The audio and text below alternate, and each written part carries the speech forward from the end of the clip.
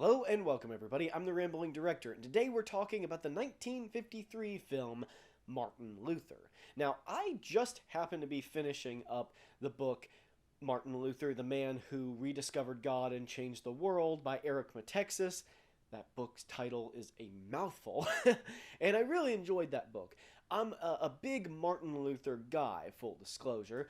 I'm a Protestant, I'm an Anglican Christian, and although I'm not a Lutheran, I really find Martin Luther to be like one of the most fascinating guys in history. So I had one of those moments that I'm sure you've had before where you're reading or you're talking about something and then suddenly on the television or on your phone you see an advertisement. Well, for me it was Roku TV showing me, hey, on Tubi you can watch this movie about Martin Luther. Now this is one of those movies, it happens every so often on my channel.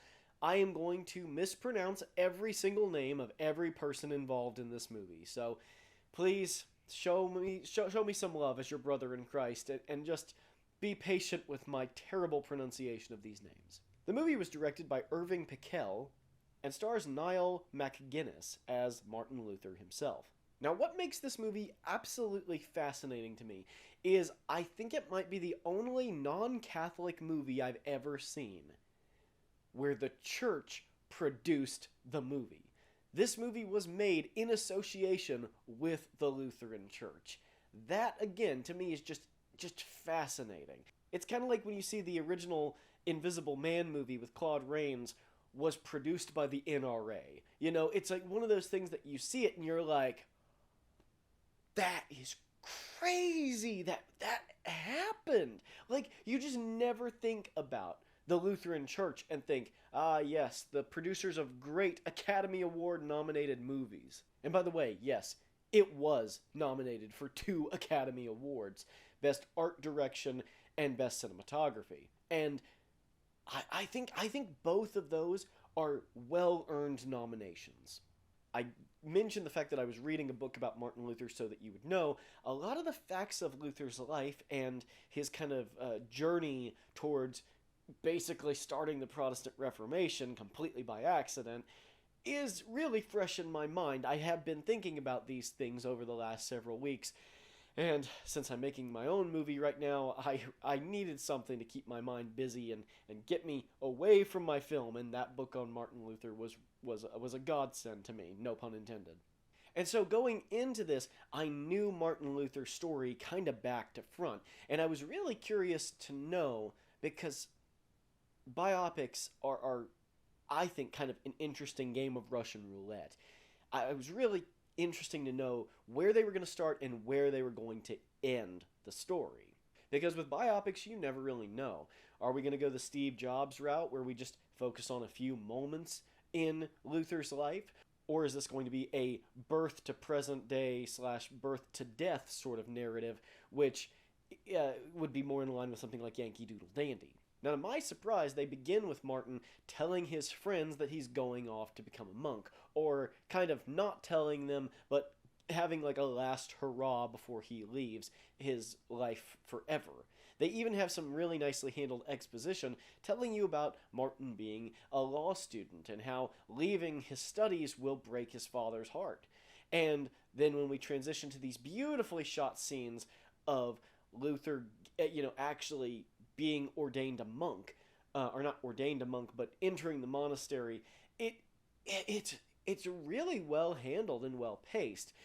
I would personally have liked, especially with this gorgeous cinematography, to have seen a recreation of the moment where he vowed to become a monk. He was in the middle of a great storm, and he'd been thinking and meditating on his feelings of inadequacy, that he could never be good enough for God, and his fear of hell. And when he's trapped in this huge storm, and he struggled with anxiety and depression his whole life, and I guess he must have had some sort of anxiety attack during this storm. He was out in the open, and he felt impending death was upon him, and he shouted to the winds that if St. Anne would save him, he would become a monk, and that's why he did. So it's kind of a fascinating little thing, sort of like Joseph says in the book of Genesis, what others may have intended for ill, God intended for great things. Going forward, we see a nicely summed up little scene where Martin admits during confession that his crushing weight of all of his anxiety and inadequacy and his sin, it makes him realize that he is never going to be good enough for God, and he feels like God is working against him. And he has this great little moment that is kind of a paraphrasing of a real quote, where the confessor tells Martin, but you have to love God. And Luther says, no, I can't love God. And that's kind of summing up, again, a real quote where Luther said, like, I didn't just not love God, I hated God, because I felt like he was working tirelessly against me, always, that I was working against him for salvation, which is a really sad thought, but of course, still people feel that way. In fact, in the past, I had times when I felt that way. It's one of the reasons why I think I love Luther so much, is I really relate to him. I've tried to think of him as loving father, but can find only an angry judge. How can I love such a God? But you do, Father, I cannot. Although I personally, if I was making a Martin Luther movie, would have been tempted to go more big and dramatic with the moment he nails the 95 Theses onto the church door, I kind of like how subtle and downplayed it was, because it gets across much more historically how that moment would have really happened. To anybody else watching, he just was basically nailing up a notice on the church door, which was where everybody pinned stuff to be read. And I love how casually it gets reprinted and turned into something, because again, that really gets across the feeling of what it was really like, even though it's kind of broad stroking a lot of it. I love the interchange he has with this drunken man, when the man is like, I don't have to go to confession anymore, Father. Look, I bought this indulgence, and this says all my sins are covered forever. I can go and do what I want now. And then Luther preaches in the church and outright says, like, it doesn't matter if a pope tells you or an emperor, nobody can sell you salvation. Jesus Christ bought you salvation with his blood. Nobody can sell it to you like bartered goods. That's not the way this works. And how that moves up the ranks. And Duke Frederick's great in this. I love the portrayal of him. They sum up a lot in some very short scenes, but I feel like they're pretty true to the way a lot of these characters really acted from what I know of the events. Now, if I do have a couple of criticisms, the first would be that in the beginning of the film, they rely way too heavily on voiceover, and you can't say, oh, in 1953, it was this naive time. No, I know too much about film history. I've seen too many classic films. The only people who say that are film YouTubers who claim they've seen a lot of movies they really haven't. Okay, I'm telling you right now, that is not normal for 1950s. You would never have this extent of a voiceover in any movie. I've never seen a movie with this extent of voiceover from pre-1960. I've never seen a movie with this extent of voiceover. The first 15 minutes are basically an audiobook. It's way too much. And the other criticism I have is, as a big fan of Luther himself, Luther had a big mouth. And Luther was a huge character. I mean, he was massive. He was a larger-than-life character. And it's true that at first he was a more meek, humble kind of character. But if you've read Luther's writings or read anything about him, you know that he became a huge personality. He was somebody, and he had a dirty mouth. Like, he would just say things that you would never get away with saying as a pastor in a church today. But I think as it gets later on, I would have liked to have seen more of that bombastic attitude that Luther had. You asked for a simple answer. Here it is.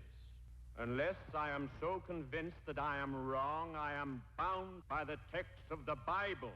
I cannot and I will not recant. Here I stand. Ultimately, the film is incredibly accurate for the time it was made and for all the stuff that it crams in. It ends in kind of a funny place, but I actually kind of like that it ends where it does. Basically, it shows you the events leading up to the true Reformation proper, and then it kind of ends at the dawning of the true blue Germany becoming Protestant and it's spreading out to places like England and stuff. It kind of visually represents that in a really nice, subtle way, and that's just how the film ends. Rather than ending on a big shout, it ends on this kind of quiet moment, and I have to appreciate it. It was something of a chance. It was something of a risk for them to do it that way, and they did beautifully. And of course, the music is wonderful too throughout, but it ends with one of Luther's own hymns.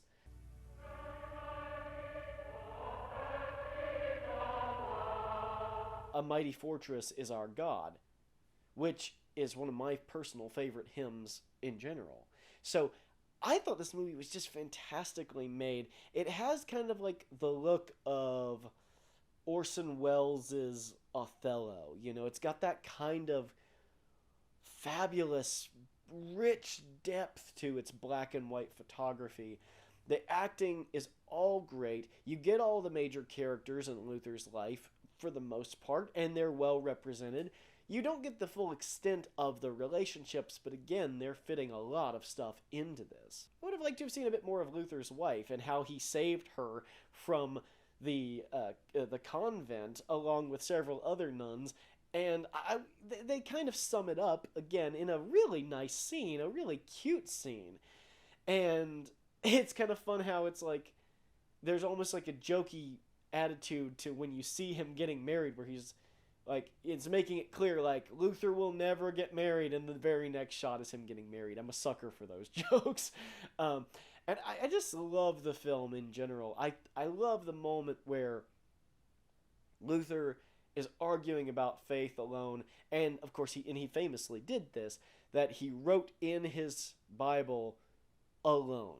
A man shall be justified by faith, and he writes alone on the page next to it.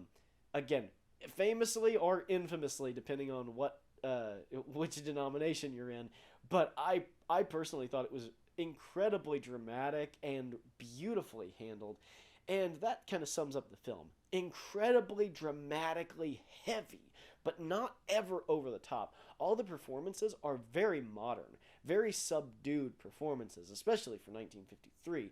All these glorious things you dismiss as mere crutches. What will you put in their place? Christ. Man only needs Jesus Christ. Almost, it could have failed so easily, because it's written out almost like an essay in some places, and yet, except for that first 15 minutes, again, where they rely too heavily on voiceover, except for that first 15 minutes, after that point, the rest of the film is just so well structured and so well handled. And as an educational tool, if you know nothing about Martin Luther, I think this is a really good place to start. So that's all I have for today about the movie. I do want to give a quick little update on my Phantom of the Opera movie, if you guys are curious. If not, you can go ahead and click off the video. Have a good day. God bless. For those of you who want to know how the Phantom movie is going, I want to tell you all that the movie will be out on YouTube in about a month.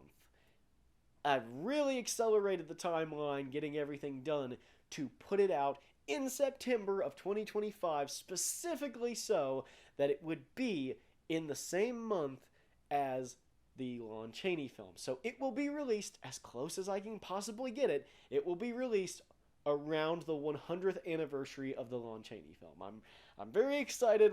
All the principal photography is finished. If you want to hear some about the behind the scenes stuff, see me show off some of the props and costumes and stuff, talk about the makeup and the script and junk like that, you can subscribe on Patreon for free. You don't have to pay anything. Those videos are I think they're the only videos on my Patreon that I put up. If you're just a free member on my Patreon, you can watch those videos. And if you want to support us and support our future with the Rambling Director channel, or support any future movies I make, feel free to subscribe there. That's the best way to support me. And if you want to send me messages and, give me your thoughts on the film, I'd love to hear that too. So thank you, everybody, for bearing with me. I know that my upload schedule has been very irregular, but once the film is out, everything will be back. I'll be back to hopefully twice weekly uploads. And we will just move along from there and see what happens with the movie. And I'm also going to finish watching all of the Phantom movies for Phantom Through the Years. And I started off making a Matrix 2 analysis, which is slowly becoming an analysis of all 4 movies. It's going to be out when it gets out. But I'm working on something else that is like one of my favorite movies of all time, but I'm not going to talk about it yet, lest somebody else get the idea. I haven't seen many other videos on YouTube about this movie, and I don't want to give it away. So thank you everybody for watching. Thanks for bearing with me. God bless you, and I will see you in the next one.